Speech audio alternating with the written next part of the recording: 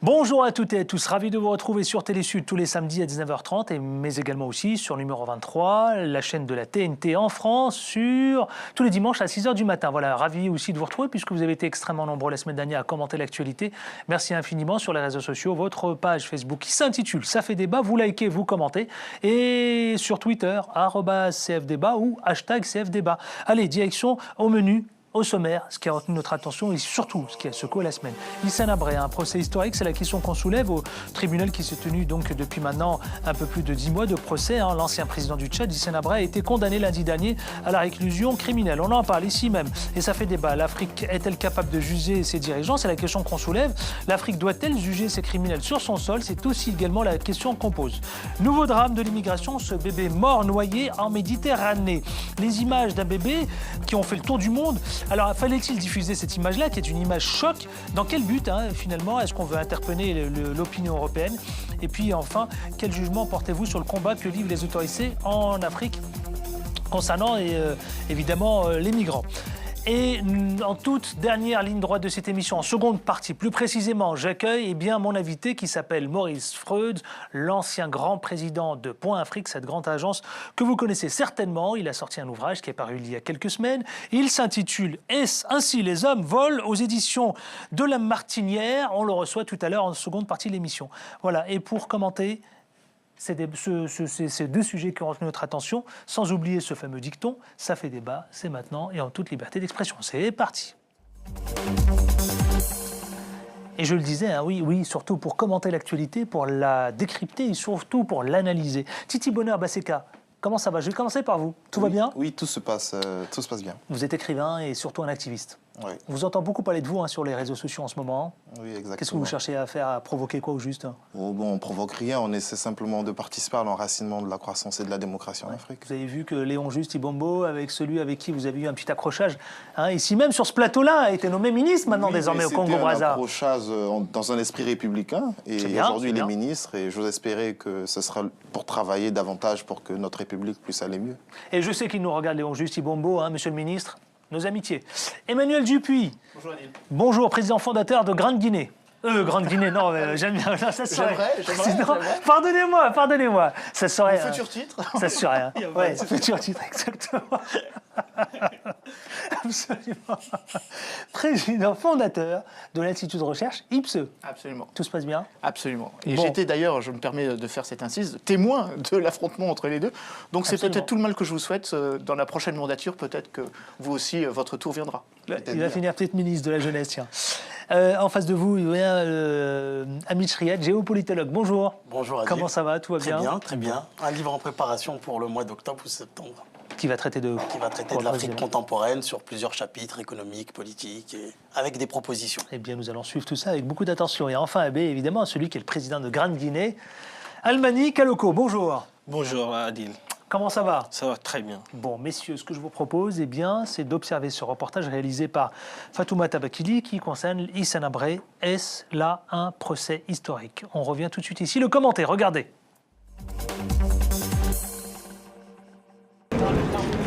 Pas à pas, elles avancent vers le palais de justice de Dakar. Victimes ou témoins, toutes sont venues entendre le verdict de celui qu'elles désignent comme responsable de leur souffrance, Hissène Habré. L'ex-président tchadien était jugé depuis le 20 juillet dernier par les chambres africaines extraordinaires pour crimes contre l'humanité et crimes de guerre commis sous sa présidence de 1982 à 1990. Chaque jour, on me torture. À 2h, 3h du matin, on me torture, on m'enlève, on me torture, on me tape, on me met des électricités. J'ai même des séquelles là. Si je pouvais lui demander qu'est-ce que je lui ai fait, qu'est-ce que nous autres pauvres femmes, on lui a fait pour qu'il fasse ce mal-là. Il nous a fait mal. Il a tué nos maris. Ce lundi, après 10 mois de procès, la peine prononcée par la Cour a été à la hauteur de leurs attentes, la prison à perpétuité. Les circonstances aggravantes l'emportent nettement sur les circonstances atténuantes. En conséquence, Hissène Habré, la Chambre vous condamne à la peine d'emprisonnement à perpétuité. Les victimes qui n'en attendaient pas moins saluent un procès et un verdict historique. Aujourd'hui, nous avons la preuve que l'Afrique peut juger les dictateurs africains chez eux et d'une manière équitable. Nous disons que nous avons été victimes sous le régime de Habré et aujourd'hui c'est la preuve parce qu'il est condamné au vu des faits que nous avons présentés devant le tribunal. Selon une commission d'enquête tchadienne, 40 000 Tchadiens sont morts sous le régime de Hissène Habré, un régime marqué par la torture, le viol et la séquestration des opposants réels ou supposés. Alors messieurs, justement après ce reportage donc, de Fatoumata Bakili, la question que je soulève ici même, ce procès d'Hissène Habré, est-ce qu'il finalement marquera l'histoire de la justice internationale ? Emmanuel Dupuy. Oui, à plusieurs titres. Premièrement, parce que depuis 2012, la Chambre africaine extraordinaire s'était saisie de cette question. L'Union africaine, d'ailleurs, avait donné un mandat en 2006 pour que, pour la première fois, un chef d'État chassé du pouvoir en 90 soit jugé sur le sol africain. Donc ça, c'est une première chose.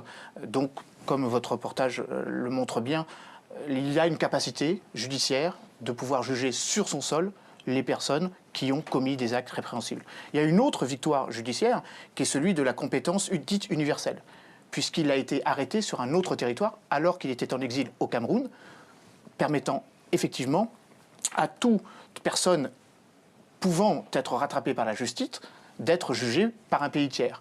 C'était le deuxième cas de cette utilisation de la compétence universelle. Le premier cas était avec l'affaire Pinochet qui a été arrêté à Londres.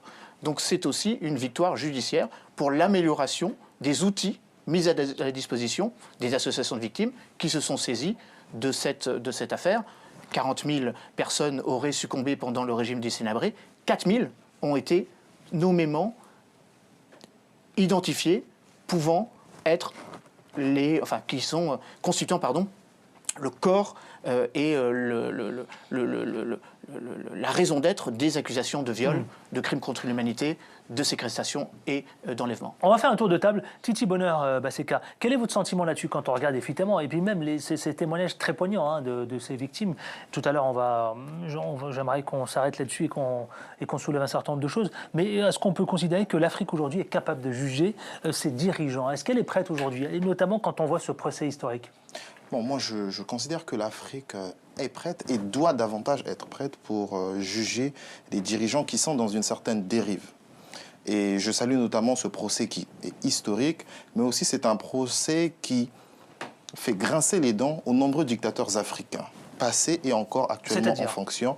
Mais je me dis que tous les dictateurs qui se croient peut-être à l'abri des éventuelles poursuites en Afrique, avec le procès d'Hissène Habré, se voit dans une sorte de crainte qu'il y aurait peut-être vous pensez vraiment que oui, vous pensez qu'il peut y avoir un effet boule de neige? Oui, je le crois. Je pense qu'il faut que nous puissions rester dans cette foi pour ne pas garder de vue ce que nous aspirons fortement pour notre continent. Moi, je le crois qu'il faut qu'à un moment donné que nous puissions arrêter avec, on va dire, le commerce de l'impunité. Nous devons lutter contre l'impunité et faire en sorte que ce procès d'Habré puisse créer une sorte d'effet boule de neige. Et je veux aussi dire une chose, parce qu'il faut que nous puissions saluer aussi le courage de l'association des victimes du régime Habré.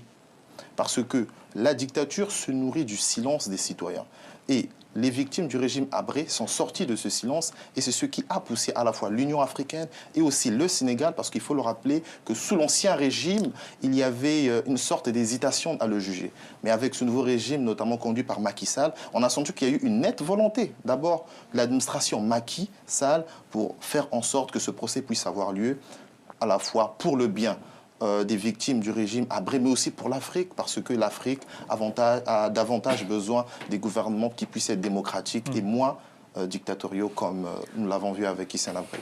Almani Kaloko, dites-moi, est-ce que vous partagez ce que vient de dire, très intéressant d'ailleurs, Titi Bonheur Baseka, notamment sur que l'Afrique, évidemment, ce procès va donner, je dirais, un exemple à tous celles et ceux qui tenteraient d'agir en toute impunité? Exactement, ce procès d'abord est un ouf de soulagement pour toutes les victimes. On le voit, ils sont en train de manifester clairement leur satisfaction que ce procès ait lieu, que la condamnation ça a été sévère. Moi, je tire d'abord 3 enseignements. D'abord, il a relevé la volonté politique. C'est que depuis le départ de Hissène Habré, il est au Sénégal, il y avait une certaine impunité des autorités qui ne voulaient rien faire. Là, avec la volonté politique et la mobilisation des ONG, nous sommes arrivés à ce procès-là. Ensuite, c'est dire que l'Afrique est capable, avec cette juridiction-là, capable de juger les gens qui sont coupables de crimes de guerre, de crimes contre l'humanité, de les juger sur le sol africain. Et ensuite, c'est un signal envoyé aux dictateurs qui sont en place et des dictateurs qui sont aussi partis, qui ne peuvent pas rester impunis, qu'on ne peut pas commettre... Vous pensez vraiment que ça a une valeur comme exemple, ça, vraiment, ce procès? Absolument. Les dictateurs n'ont pas... Vous pensez vraiment que ça peut cibler certains, comme vous le dites, chefs d'État, dictateurs qui pourraient... Peut-être même si ça ne fait pas l'effet boule de neige pour les dictateurs qui sont partis, mais ceux qui sont en place, ça peut être un élément pour les dissuader à commettre d'autres violences, à commettre des crimes, parce qu'ils verront que ça ne sera pas impuni. Ahmed Chriet, ensuite je vous redonne la parole, Ahmed Chriet. Oui, je crois que ce qui a été dit, effectivement, est vrai. C'est un procès inédit au sens où un premier chef d'État africain est jugé hors de son pays. On peut citer par exemple le cas du Mali, un ancien président qui a été jugé dans son pays. Mais je crois que là où effectivement le Sénégal a su, par une volonté politique, notamment du président Macky Sall, de juger cette affaire-là qui a été un peu délaissée de côté par l'ancien président Wade, je crois qu'il faut saluer les autorités sénégalaises.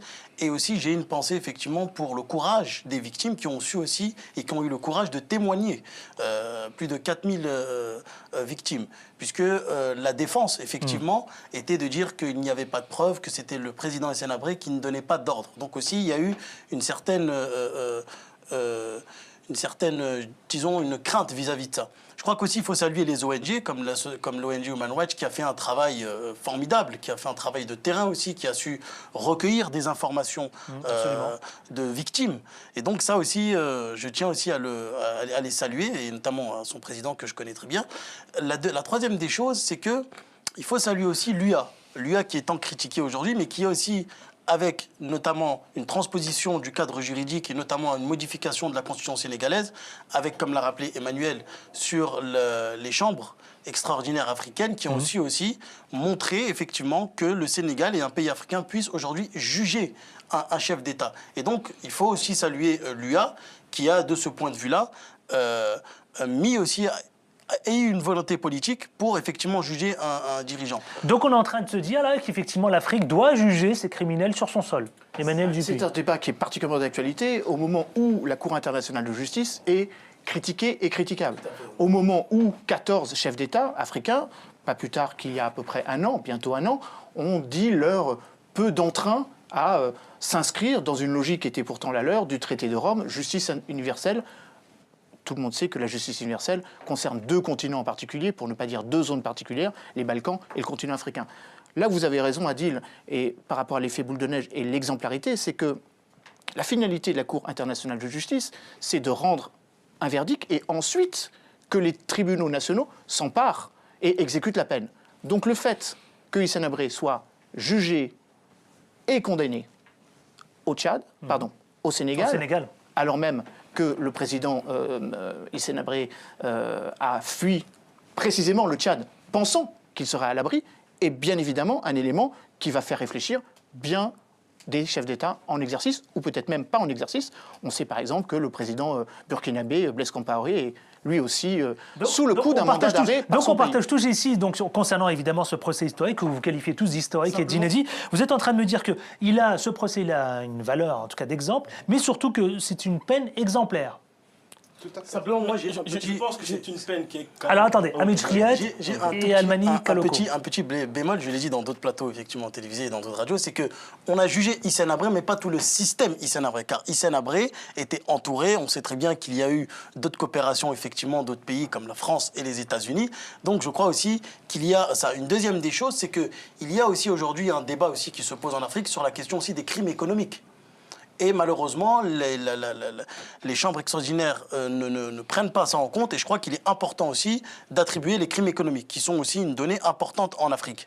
La troisième des choses, c'est qu'il y a aussi effectivement aujourd'hui disons que le droit effectivement national n'est flou au niveau du droit international avec l'UA. Donc là aussi, il y aura au niveau juridictionnel un éclaircissement à faire avec effectivement l'UA et d'autres pays africains. Alors, Almany Kalloko. Je voulais juste relever que c'était pour la première fois qu'un chef d'État africain était condamné pour un viol.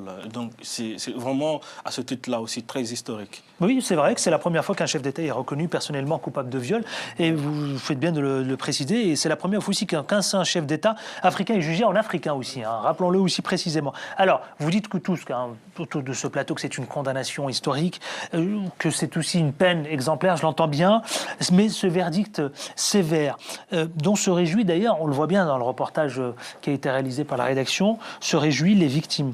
Après tant d'années de combat. On va se mettre juste quelques secondes. Vous savez, désormais, il y a une nouvelle procédure qui va être lancée là, prochainement. Hein, c'est celle des dédommagements concernant les victimes. Est-ce que certains disent que ça va être extrêmement compliqué? Quel est votre sentiment? Eh bien, en ce qui concerne les dédommagements, j'ai suivi personnellement le ministre sénégalais chargé de l'Intérieur ou de la Justice, M. Sidi Kaba, ouais. Qui, en ce qui concerne les dédommagements, a été, enfin, plus ou moins clair par la version officielle qu'il nous a livrée à la presse, disant que le Tchad est en grande partie responsable. Donc, que l'État tchadien et l'Union africaine vont s'engager à 75% de dédommager les éventuelles victimes. Et en ce qui concerne le dédommagement que l'État tchadien va débourser pour les victimes, donc 50% de ces dédommagements viendront de l'État tchadien en tant que tel, et les 50 autres des dédommagements. Oui, mais vous le savez, il y a les bonnes intentions, mais il y a aussi également évidemment les faits. Hein, comment cela va se traduire concrètement, comment ça va se matérialiser. Déjà, on va faire un tour de table. Concrètement, je pense qu'il y aura dans les jours qui viennent.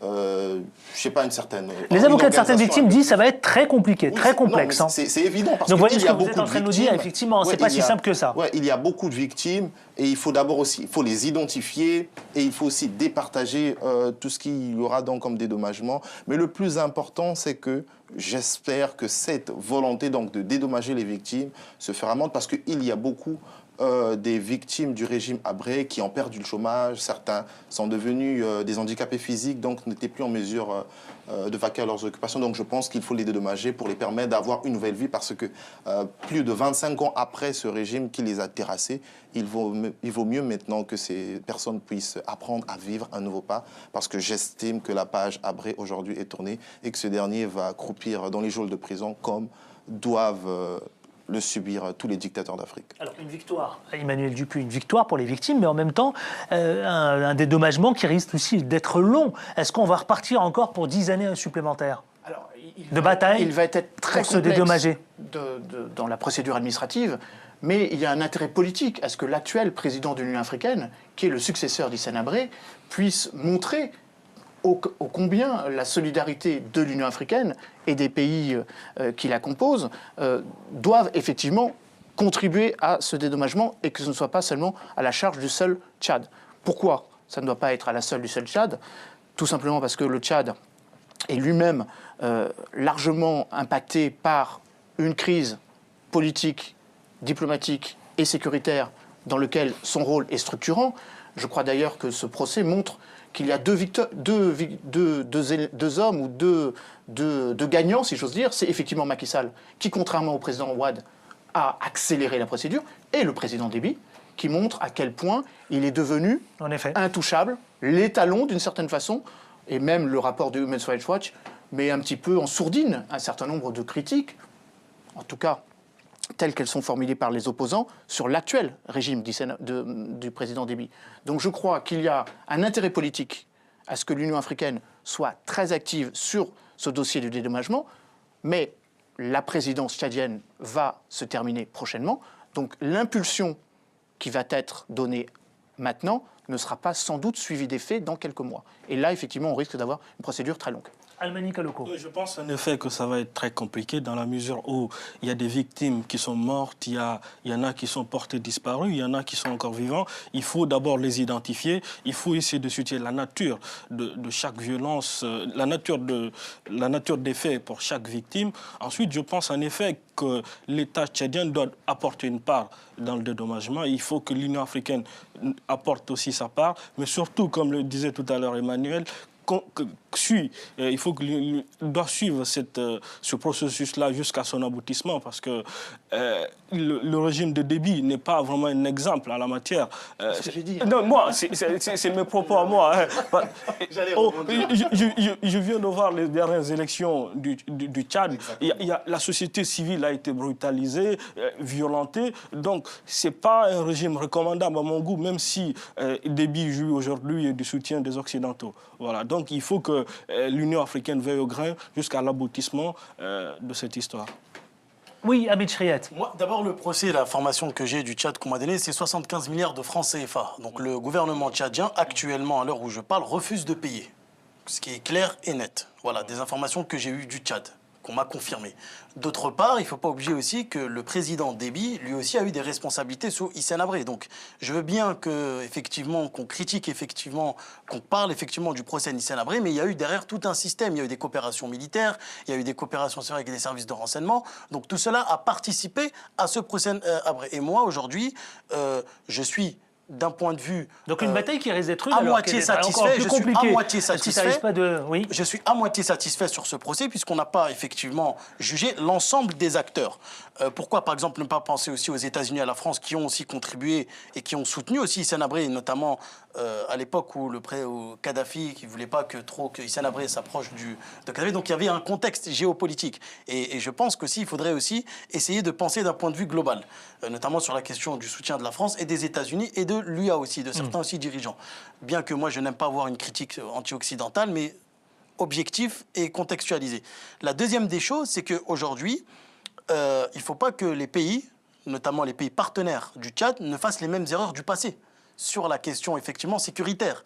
Parce qu'on voit aujourd'hui que le régime de Déby est un régime à bout de souffle. Il y a effectivement le sud du Tibesti qui n'est pas contrôlé. On voit des élections qui sont aujourd'hui truquées. Donc, il en va aussi aujourd'hui de certains pays qui sont partenaires du Tchad de soutenir les sociétés civiles et les opposants politiques pour ne pas subir les mêmes erreurs. Car il y a aussi aujourd'hui au niveau du droit international des complicités d'État. Donc ça aussi, ce sont des questions qui se poseront plus tard. Alors je comprends bien que tout cela, ça va être extrêmement compliqué. Donc, avec le Burkina Faso, donc Emmanuel Dupuy, finalement, certains vont peut-être se laisser décourager, certaines victimes, je parle. Hein. Il faut leur laisser effectivement le temps de savourer cette victoire, premièrement, mais effectivement qu'elles comprennent qu'il y a un enjeu, ça a été parfaitement décliné à travers les prises de parole précédentes, qui fait qu'il y a une certaine forme de halo protecteur autour du Tchad et de son président, et que si effectivement le président Déby dit qu'il ne veut pas payer ces 75 milliards de francs CFA, il y a une justificative que nous, pays occidentaux, que nous, partenaires dans la lutte pour le terrorisme, pourront justifier. Ceci étant dit. Maintenant, il y a une autre réalité qui est celle, effectivement, de l'exemplarité. Et à partir du moment où personne n'a défendu Hissène Habré, me semble-t-il, ou alors certains qui ont accusé de nouveau ou qu'on brandit l'accusation, somme toute assez facile, de dire que c'est un coup de la France-Afrique. Très paradoxal, puisque, justement, Hissène Habré était un des piliers de cette France-Afrique. Donc, ce n'est pas la France-Afrique qui a jugé Hissène Habré, et c'est, évidemment, je ne ferai pas ici le procès de la France-Afrique, tout le monde sait mes amitiés avec un ministre qui l'a fait et qui a dit tout le mal qu'il pensait. Je ne l'ai pas dit, mais vous l'avez dit à ma place, merci. Mais je crois que ce procès va sans doute anticiper, ou va sans doute permettre de délier un certain nombre d'angles dans d'autres pays. Et peut-être que là aussi, il y a un soutien de la part de la communauté internationale à travers des organisations comme Human Rights Watch, comme son président africain. Je pense notamment au Camerounais que j'oublie son nom. Ça n'a aucune importance à nous, voilà. Donc le président de Human Rights africain qui demande à ce qu'il y ait une mobilisation des ONG pour vérifier si... par rapport à cette imprescriptibilité des crimes et cette compétence universelle, on puisse ouvrir un certain nombre de dossiers qui jusqu'à présent ne l'étaient pas. Et bien, débat à suivre. En tout cas, vous pouvez, n'hésitez pas à le commenter aussi sur la page Facebook. Ça fait débat, vous commentez, vous réagissez, vous le faites très bien. Et sur Twitter, @CFDébat ou #CFDébat. Messieurs, ce que je vous propose tout de suite, c'est de découvrir ce second sujet qui a lui aussi été très commenté sur les réseaux sociaux. Je veux parler de ce nouveau drame de l'immigration. De nouveau, il y a à peine quelques mois, on avait parlé, souvenez-vous, d'un bébé qu'on avait retrouvé. Et puis là, de nouveau, une photo qui a fait le tour du monde. Ce bébé mort, noyé en Méditerranée. On va découvrir ce reportage réalisé par Moïse Monkoro. Et on revient ici, le commentaire. À tout de suite.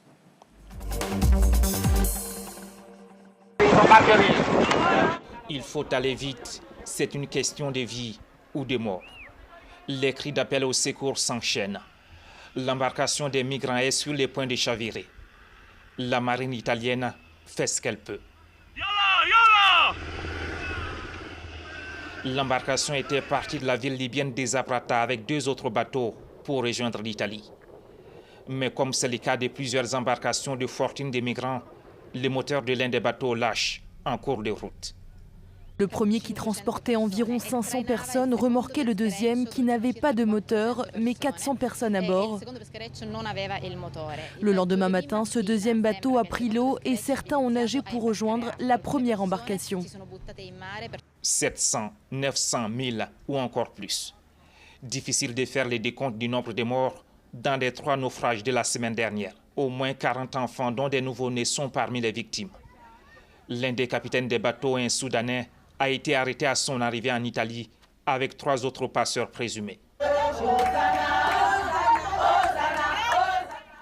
Si ces migrants célèbrent leur arrivée en Europe, depuis le début de l'année, près de 1400 autres ont péri en Méditerranée, selon un bilan donné avant les 3 derniers naufrages. Pour faire face à la crise migratoire, l'Italie appelle désormais à un accord rapide entre l'Europe et les pays africains, et surtout la Libye. Les pays d'où part la grande majorité des bateaux de migrants.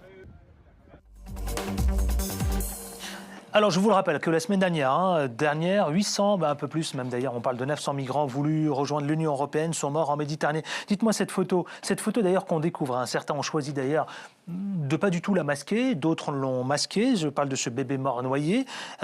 Ces images diffusées par l'ONG allemande, lundi dernier précisément, qui ont fait le tour du monde, elles ont été prises 3 jours plus tôt par un photographe indépendant après le naufrage d'un navire transportant quelques 300 migrants. Alors messieurs, est-ce qu'il y avait... D'abord, ma première question, l'image, elle est choquante pour certains, et puis elle est choquante. Pour moi, me concernant, elle est choquante. Fallait-il la diffuser, cette photo ?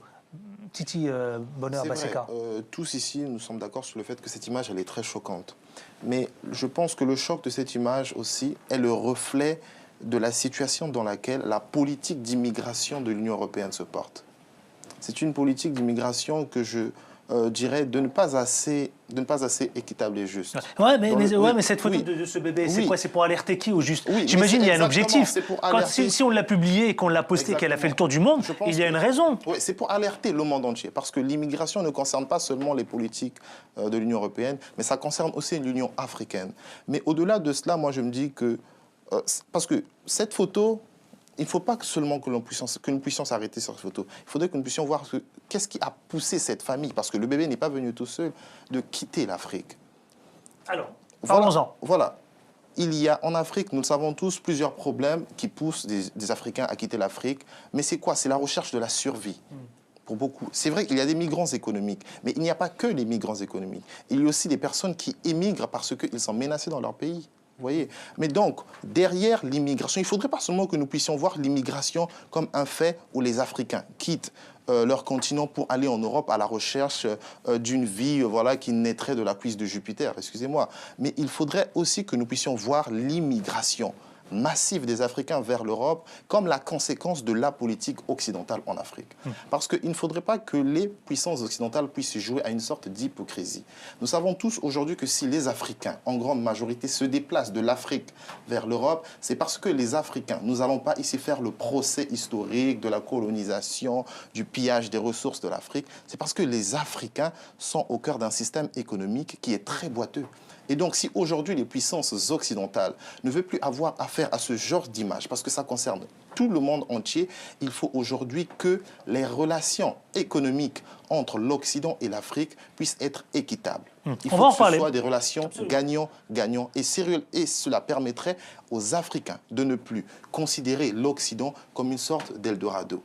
Il faut que nous puissions aborder les choses sur ce angle-là, pas seulement voir l'immigration comme un mal, comme le fait que ce soit les Africains. Non, l'immigration est la conséquence, je dis, des crises en Afrique, mais aussi de la mauvaise politique occidentale vis-à-vis de Alors, l'Afrique. Titi Bonheur-Baseka a soulevé un certain nombre de choses, à la fois économiques, mais aussi sociales, et puis etc.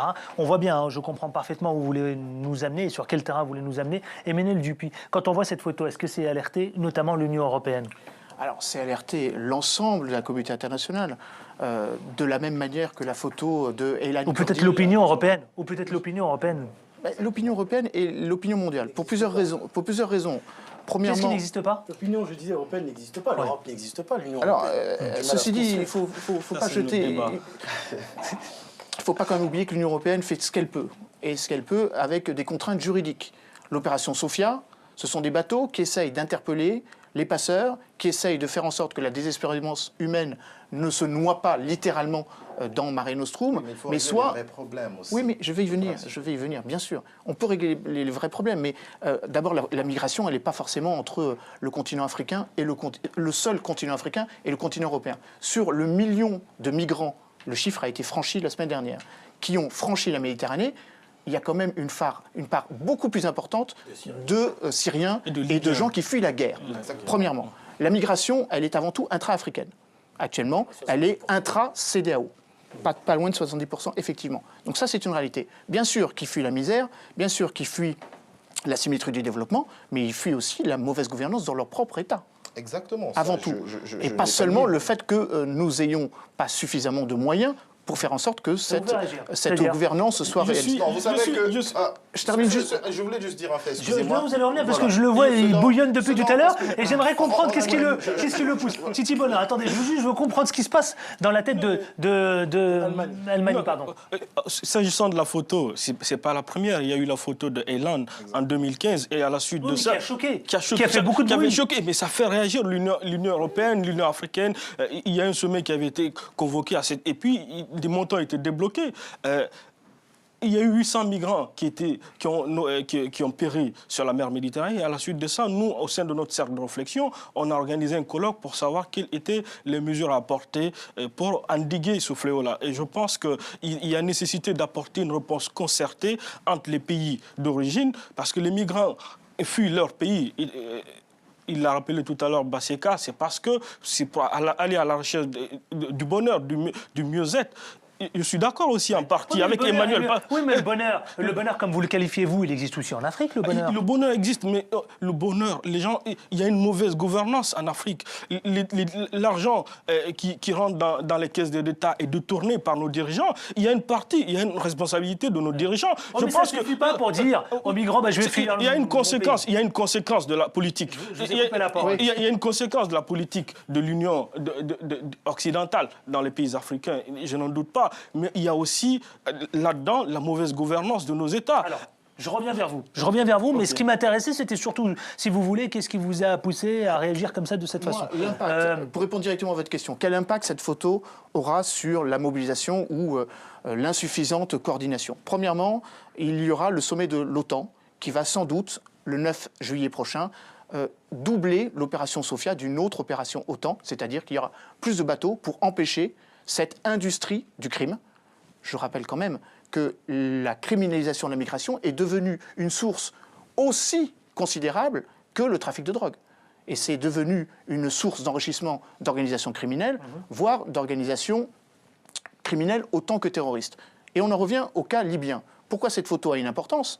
C'est qu'il faut tout faire pour concrétiser, donner de la légitimité à un gouvernement d'union nationale qui, pour l'instant, n'existe pas. Je dis cela pour une raison simple, que si nous voulons agir, et vos photos étaient très illustrantes, nous ne pouvons agir que dans les eaux internationales. Déjà, quand le mal est fait. Ce n'est pas la conséquence aussi de la politique étrangère européenne ?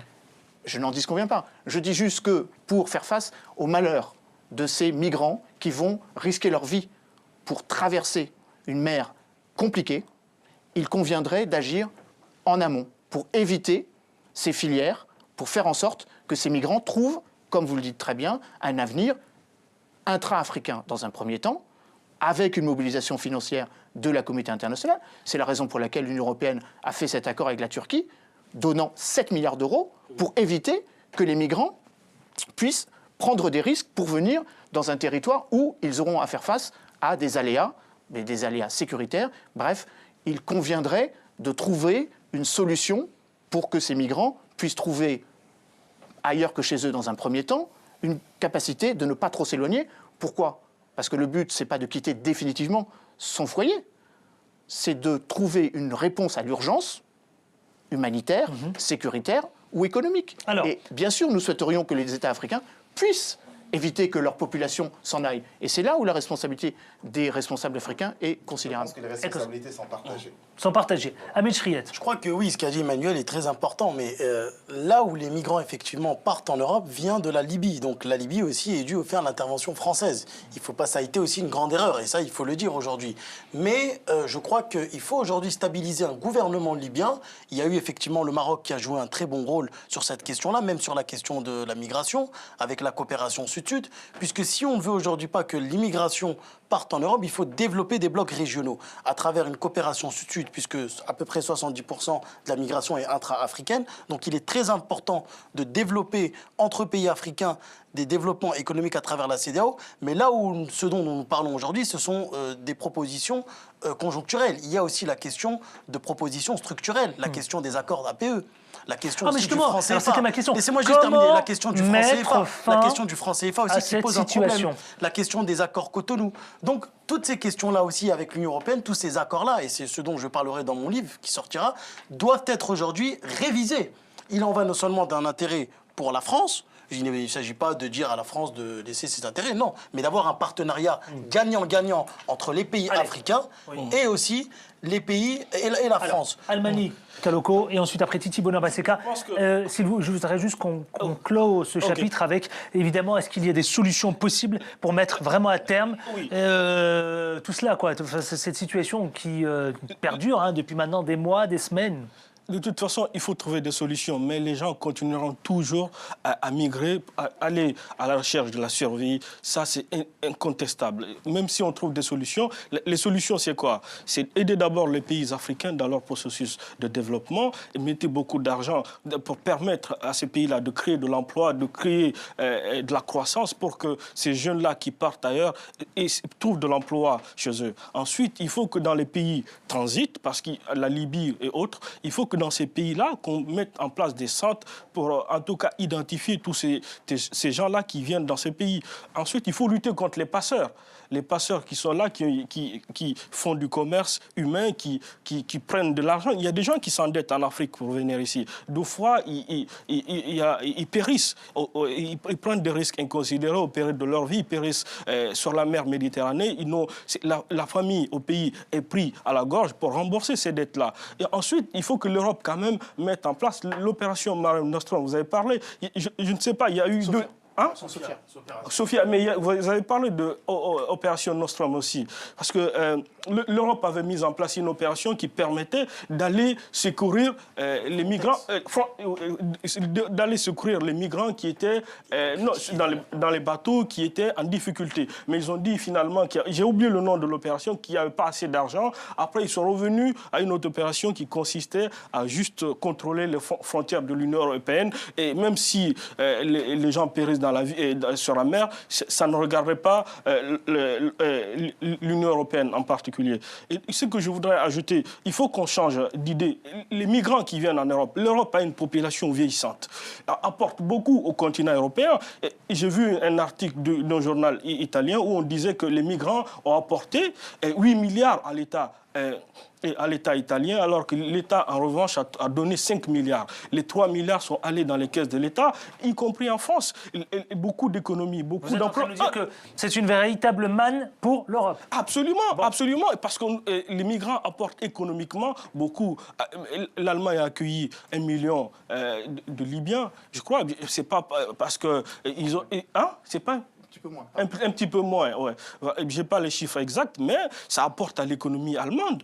Voilà. Alors, Titi Bonheur-Baseka. Ce n'est pas qu'une charge, je veux dire. Écoute, moi, je partage aussi les idées que vient de dénoncer mon ami. Mais je vais revenir sur une pensée de l'écrivaine Fatou Diom, où elle dit que l'Afrique n'a pas besoin d'aide. L'Afrique a besoin de respect. Et l'Afrique n'est pas pauvre, mais on l'appauvrit. Je reviens encore sur la relation, les relations. sur tous les plans, que ce soit économique, politique ou même diplomate entre l'Afrique et l'Occident. Il faut aujourd'hui que nous puissions arrêter une sorte de politique de deux vitesses, cette hypocrisie. Parce que ce n'est pas en aidant l'Afrique avec des aides, en finançant des organisations telles que le Programme alimentaire mondial que l'Afrique va se développer. L'Afrique a besoin d'une relation gagnant qui puisse s'établir sur un respect et non que l'on puisse voir l'Afrique dans une forme de condescendance. Parce que en l'an 2050, selon les prévisions de l'Organisation des Nations Unies, l'Afrique aura une population de 2,5 milliards d'habitants. Donc pratiquement le quart de la population mondiale. Donc il faille aujourd'hui traiter avec l'Afrique de façon à ce que les relations que les autres continents, pas seulement européens, mais asiatiques et américains avec l'Afrique, puissent être davantage des relations de partenariat et de coopération d'égal à égal qui permettront aussi à l'Afrique d'être au cœur des enjeux et aussi, évidemment, il ne reste plus du tout de temps, de faire en sorte que les dictatures puissent aussi disparaître. Si cela vous fait réagir, n'hésitez pas d'ailleurs, ça nous intéresse. Vous aussi, votre point de vue, vous pouvez commenter sur la page Facebook qui vous appartient. Vous likez, vous réagissez, puis sur Twitter, @CFDébat ou #CFDébat. N'hésitez surtout pas à le faire, y compris si vous le vivez de loin dans votre entourage, si vous avez connu des gens qui ont tenté évidemment, comme le soulignait tout à l'heure Titi Bonheur Basseka, c'est-à-dire ces fameux Eldorado européens. Parlez, n'hésitez pas à commenter.